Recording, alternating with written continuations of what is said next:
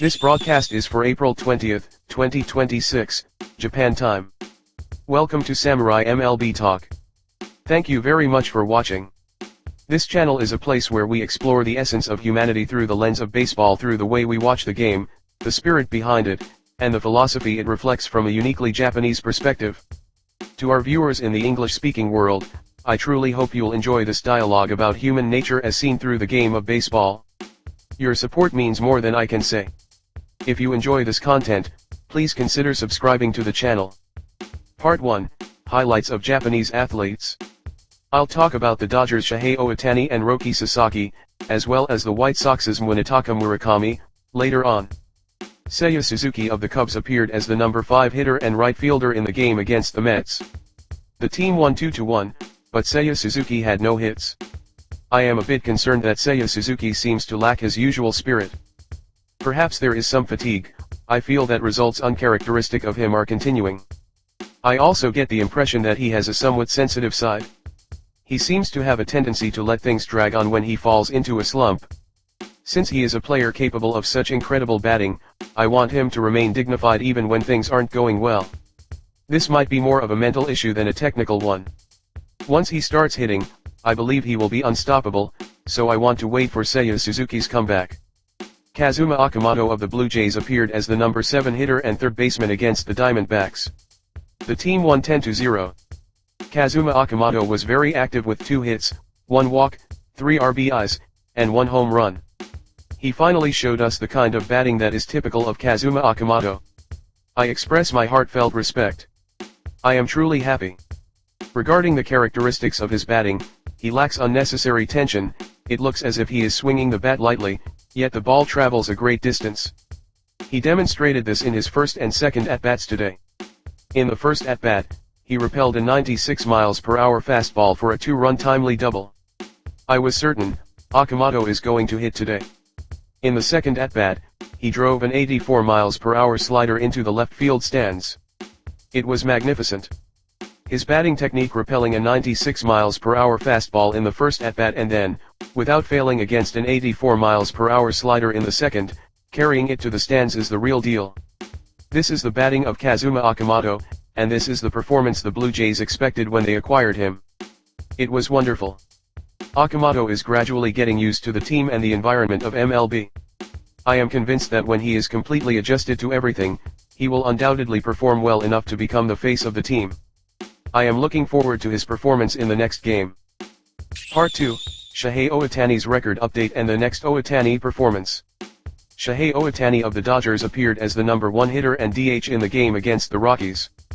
The team lost 6-9. Shohei Ohtani was active with 2 hits and 1 RBI. He updated his consecutive game on-base record to 51.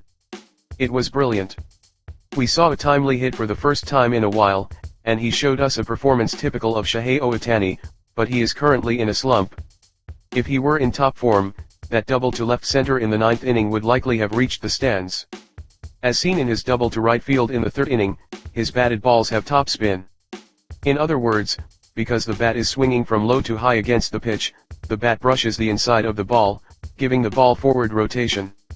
With this, even if it flies to the outfield, a rotation like a slider that drops vertically occurs, causing the ball to lose momentum and fail to clear the fence.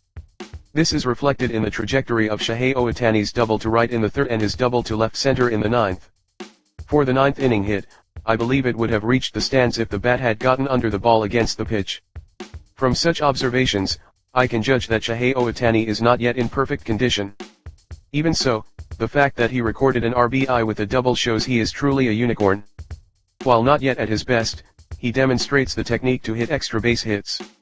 I am already certain that when he fully regains his form, the bat will get under the ball, and the batted balls will have backspin.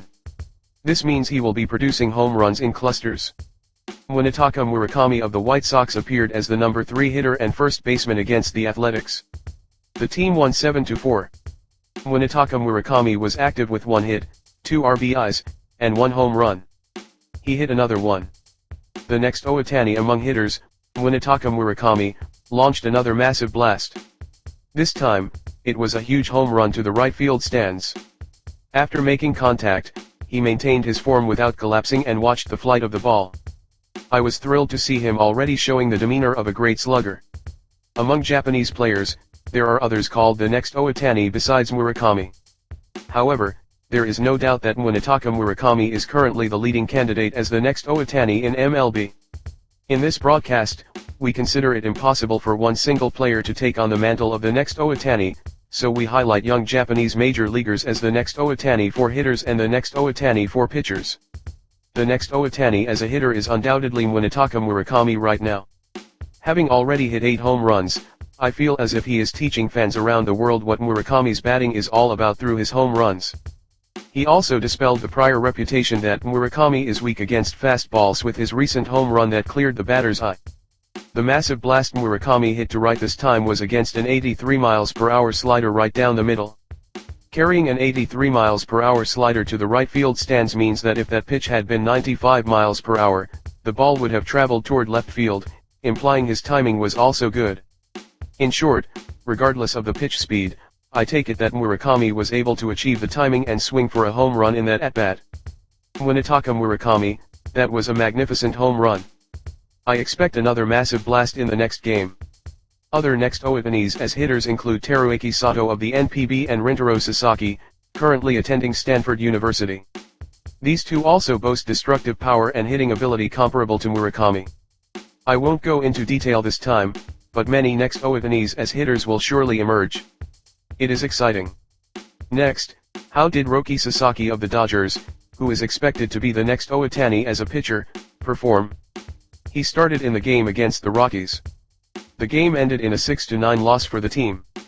Sasaki pitched 4 2/3 innings, leaving the mound with 3 runs allowed. The pitching from the first to the third inning at the beginning of the game showed his growth. Until now, he couldn't even finish the early stages smoothly.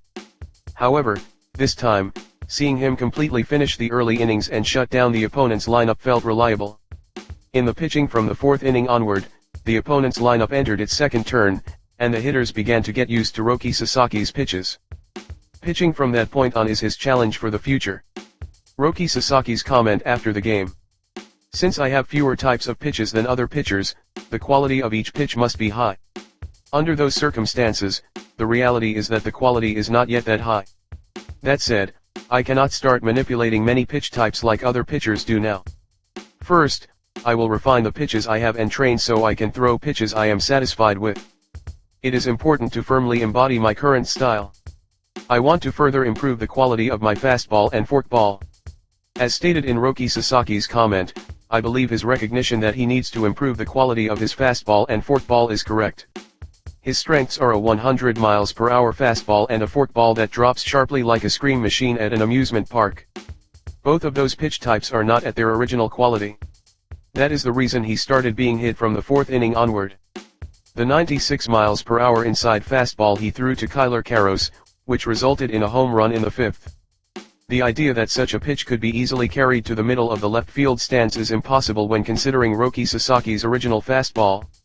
In short, Roki Sasaki has not yet fully demonstrated the power he possesses. Normally, that at-bat for Kyler Karros should have resulted in a broken bat and a weak ground ball to shortstop.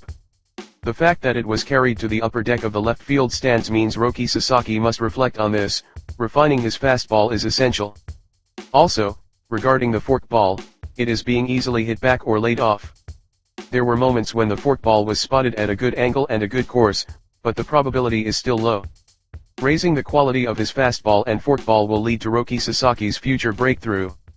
From his own comments, he understands his current situation, making me look forward to his next appearance on the mound. It is unavoidable that there are many points to reflect upon. Roki Sasaki is currently a work in progress. From now on, he must continue to level up as the next Ohtani of pitchers. For that purpose, he is being allowed to stand on the major league mound like this. The harvest for today is that he was able to pitch through the early stages from the first to the third inning with a good rhythm and a low pitch count. The challenge from now on is to figure out what kind of pitching to attempt from the fourth inning when entering the middle of the game and the second turn of the lineup. Also, to shut down the opponent regardless of how many times the lineup turns over, he must consider what pitch types to select and how to throw them. I expect him to clear these challenges one by one and emerge as the next Ohtani of pitchers. Part 3, Comparing Shohei Ohtani and Tatis Jr. There seems to have been a somewhat concerning comment from a US media commentator. That person reportedly stated that Tatis Jr. is superior to Ohtani as follows. Ohtani can't play shortstop or left field. Tatis Jr. is the most talented player. If he, Tatis Jr., stood on the mound, I think he could pitch too. He is an unbelievable player, and I am being reminded once again of this player's greatness. Is that commentator trying to make us laugh? As a joke, it's not very funny. I feel he lacks sense. Listen, this broadcast always teaches you to look at things with a wide perspective, covering every corner. Fernando Tatis Jr. is a wonderful player representing MLB. He is a utility player who can play both infield and outfield, and he is also a powerhouse hitter. A talent like his is an attractive quality that other players don't have. If you let him play infield or outfield, he might surpass Ohtani. The ball he throws might be faster than Ohtani's. Even in batting, he might hit the ball further than Ohtani. However, all of these are based on imagination on the word might. Baseball is not something where you are evaluated solely because one part of your talent is outstanding, and that's the end of it. Baseball is a team sport that sometimes involves elements of individual play. Tatis Jr.'s batting, and his infield and outfield defense. Wonderful. If you look at them one by one, each of his performances might surpass Ohtani's. It is strictly within the realm of imagination. First, I have prepared the most suitable data to end this topic. From 2021 to 2023, Ohtani was active in both pitching and hitting. Since I collected the data in a hurry, please forgive me if there are slight errors, but I investigated Shohei Ohtani's two-way results with the Angels from 2021 to 2023. Shohei Ohtani's pitching results from 2021 to 2023. 2021, 23 appearances, 3.18 ERA, 9 wins, 2 losses. 2022, 28 appearances, 2.33 ERA, 15 wins, 9 losses. 2023, 23 appearances, 3.14 ERA, 10 wins, 5 losses. Shohei Ohtani's hitting results from 2021 to 2023. 2021, 158 games, 138 hits, 46 home runs, 100 RBIs. 2022, 157 games, 160 hits, 34 home runs, 95 RBIs. 2023, 135 games, 151 hits, 44 home runs, 95 RBIs. If you are going to say Fernando Tatis Jr. is superior to Ohtani and the most talented player in baseball, then surpass Shohei Ohtani's results from 2021 to 2023. Appear in both pitching and hitting, and surpass them. If you do that, then the statement he is the most talented player in baseball would be correct. It is troubling to have someone surpass Ohtani based merely on a single hope or impression from a US media commentator, without having achieved such performances. With words, you can surpass Ohtani as much as you like. Let them say what they want. For fans around the world to be convinced, and to prove that Fernando Tatis Jr. is superior to Ohtani and the most talented player in baseball, Fernando Tatis Jr. must first surpass Shohei Ohtani's pitching and hitting results from 2021 to 2023. As long as he does not exceed these numbers, Fernando Tatis Jr. is superior to Ohtani and the most talented player in baseball. Will remain nothing more than the talk of a US commentator. We have no time to entertain such talk, nor should such things be broadcast through the media. Anyone can make hopeful statements. Fernando Tatis Jr. is a wonderful player. He has a baseball sense unique to him. However, is he superior to Shohei Ohtani? To that, there is only one clear answer, no. In a recent broadcast, I covered how Shohei Ohtani spends his time on road trips. Even when he goes on a trip to New York, he chooses to rest at the lodging. To prepare for the next game, he doesn't go out. He doesn't go out and play. Can Fernando Tatis Jr. continue to be active in both pitching and hitting for 3 years with that attitude? The shallow impressions of a commentator have turned into this kind of topic, but baseball is not only played on the field. It is also played off the field. The one who embodies and practices that is Shohei Ohtani. Currently, in his private life, he likely spends much time with his family. However, during the Angels era, he was immersed in baseball day and night. Everything in his life was for the sake of baseball. In other words, He performs in pitching and hitting on the field, and once the game is over and he leaves the field, everything training, conditioning, and resting is a routine to perform in pitching and hitting on the field next time. The result of doing that for 3 years is Shohei Ohtani's two-way record and achievements from 2021 to 2023. To pick out only one part of a play and say Tatis Jr. is superior to Ohtani based on that single play is unthinkable for a professional commentator. It is important to look at things with a wide perspective. Certainly, depending on the season, the greatness of his hitting might surpass Ohtani's. Even if he plays infield and outfield, Tatis Jr. might be better than Ohtani. But does that really make Tatis Jr. superior to Ohtani? Tatis Jr. has never had a season officially being active in both pitching and hitting in MLB, has he? He has never left a track record of two-way play for 3 years like Shohei Ohtani, has he? And yet, to judge that Tatis Jr. is superior to Shohei Ohtani by picking out one frame of a play is beyond shallow. It would be better to learn to perceive things with a wide perspective. To begin with, the media has a tendency to look at things partially and make comments. That leads to great errors. I feel that far too many media outlets do not even accurately grasp what makes Shohei Ohtani great. What makes Shohei Ohtani great is that as a hitter, he is active with the power to launch over 50 home runs a season. And when he stands on the mound, he throws 100 miles per hour, builds a solid game, and delivers pitching that contributes to the team's victory. Being able to show that throughout the season is what makes two-way play possible. And he accomplished that for 3 years. If you say Fernando Tatis Jr. is superior to Shohei Ohtani, then first, clear what Shohei Ohtani has done in the past. We can talk after that.